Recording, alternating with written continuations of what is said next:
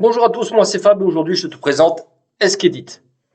Eskedit, c'est une plateforme de crowdlending ou plateforme de peer-to-peer. Crowdlending que j'ai l'habitude de te présenter sur ma chaîne. D'ailleurs, si ces sujets t'intéressent, n'oublie pas de t'abonner à ma chaîne.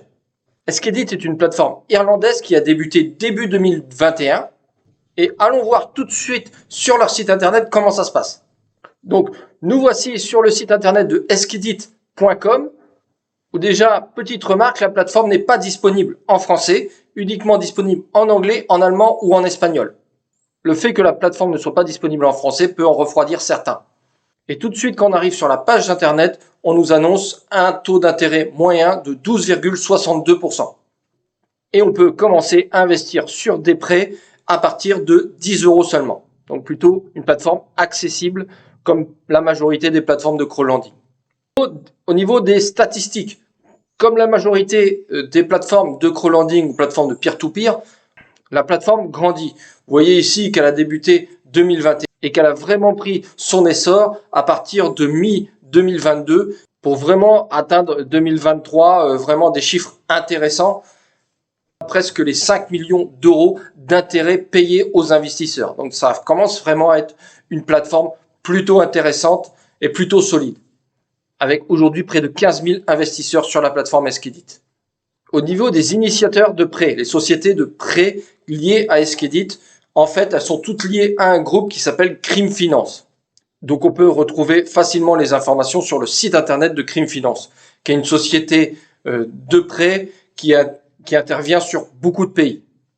Et d'ailleurs, sur Eskedit, on va venir prêter de l'argent sur ces sociétés de prêts qui sont basées ici en Lettonie, en Pologne, en Espagne, en Jordanie et en République tchèque. Donc plusieurs sociétés de prêts, mais derrière, il n'y a bien qu'un seul groupe qui est Crime Finance. Au niveau des retards, au niveau statistique sur Eskedit, ça en fait dépend de la société de crédit. Vous voyez ici, sur la première société de crédit ici en République tchèque, nous sommes à 65% de prêts en cours. On va guère au-delà des 60 jours de retard. Vous voyez ici, pour celle en Espagne, on est sur les 3/4 des prêts qui sont en cours et dans les clous. Et c'est encore mieux sur la société de prêts en Jordanie. Donc voilà un peu pour les statistiques. Je te conseille, comme d'habitude, de faire tes propres recherches sur la plateforme. Comme tu le sais, je ne suis pas conseiller en investissement. Je présente juste une plateforme dans laquelle personnellement j'investis. On va tout de suite se connecter à mon compte pour voir comment ça se passe, mon compte sur Eskedit. Nous voici sur mon compte sur Eskedit. On arrive directement sur son tableau de bord. Alors, personnellement sur Eskedit, j'ai investi 500 € au mois de février 2023, au mois de février de cette année. Donc, nous sommes aujourd'hui en septembre 2023, donc quelques mois après. Et mon compte aujourd'hui, il vaut 530 €. Donc, j'ai donc gagné 30 € sur Eskedit en quelques mois pour avoir investi 500 € uniquement. Ces 30 € se décomposent en 25 € d'intérêt, bien sûr, sur les prêts dans lesquels j'ai investi et 5 € de bonus. D'ailleurs, si toi aussi tu souhaites te bonus et t'inscrire sur Eskedit, je te mets le lien en description et tu gagneras un bonus de 1% du montant que tu auras investi après ton inscription durant les 30 premiers jours sur Eskedit. Personnellement, j'ai utilisé le lien d'un ami pour m'inscrire sur Eskedit. J'ai investi 500 €. J'ai donc eu un bonus de 1% de mes 500 €, c'est-à-dire 5 € qu'on retrouve ici. Ce qui me fait un total gagné aujourd'hui de 25 € d'intérêt plus 5 € de bonus de 30 €. Sur la partie droite, nous avons mes prêts. Aujourd'hui, je suis investi sur 9 prêts. Aujourd'hui, j'ai à peu près moins de 300 € qui est dans les clous, 295 € courante, un petit peu de retard. Et par contre, j'ai 200 € qui est vraiment dans du retard un peu plus long terme, entre 30 et 60 jours.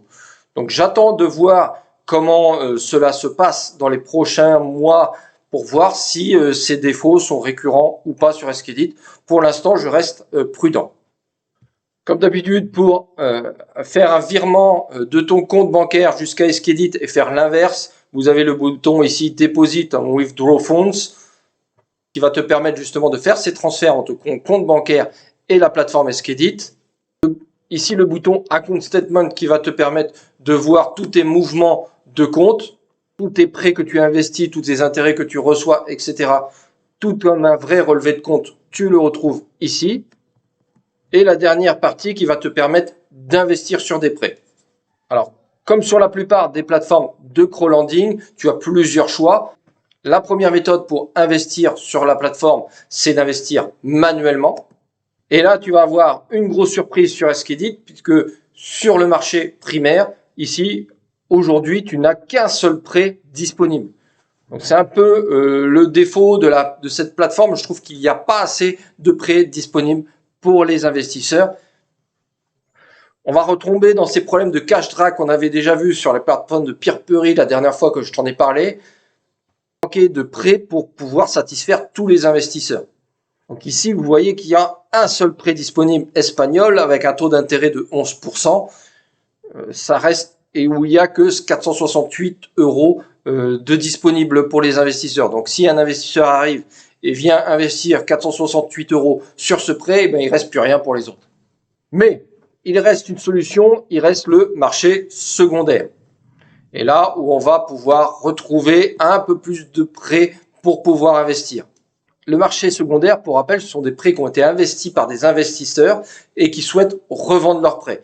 Et tu vas pouvoir, sur Eskedit, revendre à tout moment tes prêts que tu as dans ton portefeuille sur le marché secondaire.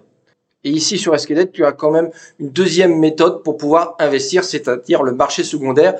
Et là, il y a toujours des prêts plus ou moins disponibles. Donc, ce qui est rassurant. Peu de prêts disponibles sur le marché primaire, mais beaucoup de prêts disponibles sur le marché secondaire. Après le marché primaire, après le marché secondaire, la troisième méthode pour investir, c'est l'auto-invest. Et c'est ce que j'utilise sur Eskedit. Je laisse tout en automatique. J'ai réglé mes différents paramètres de mon auto-invest et Eskedit investit tout seul sur les prêts. L'auto-invest sur Eskedit, tu as plusieurs choix. Tu as ce qu'ils appellent les Eskedit Strategies, qui sont des stratégies déjà pré-réglées, où on va pouvoir investir sur des prêts jordaniens à 12% ou les prêts de Crime Finance à 11%. Mais tu as aussi le choix de faire tes propres paramètres, ta propre stratégie, où tu vas pouvoir régler tes différents paramètres et la plateforme Eskedit va pouvoir investir automatiquement sur les prêts selon les paramètres que tu auras prédéfinis. C'est le principe de l'auto-invest comme sur la plupart des plateformes.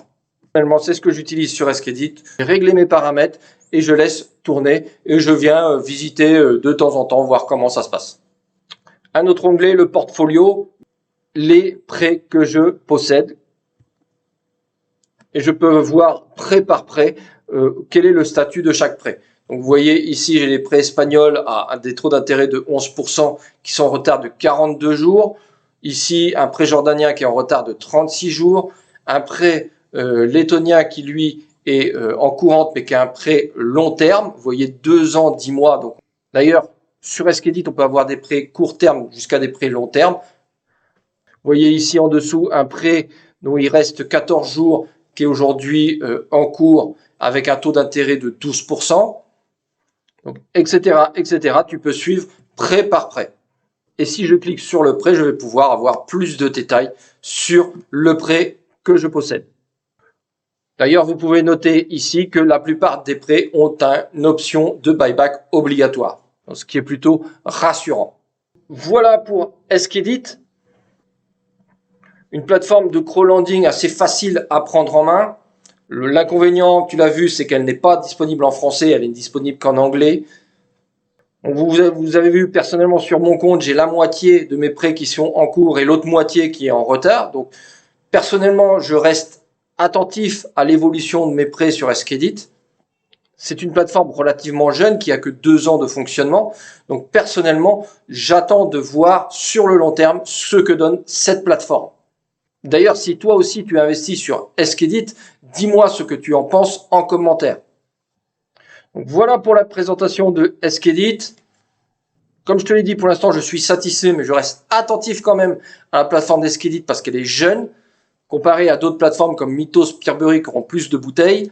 Ici, je reste vraiment très attentif et j'ai toujours ce petit montant de 500 € d'investi sur la plateforme et je regarde un peu comment ça se passe. Si ça se passe bien, je pourrais envisager d'investir un peu plus sur Eskedit. C'est tout pour cette vidéo. Comme d'habitude, si tu as aimé cette vidéo, n'oublie pas de cliquer sur le pouce. Et sur ce, je te dis à très bientôt pour une prochaine vidéo. Ciao!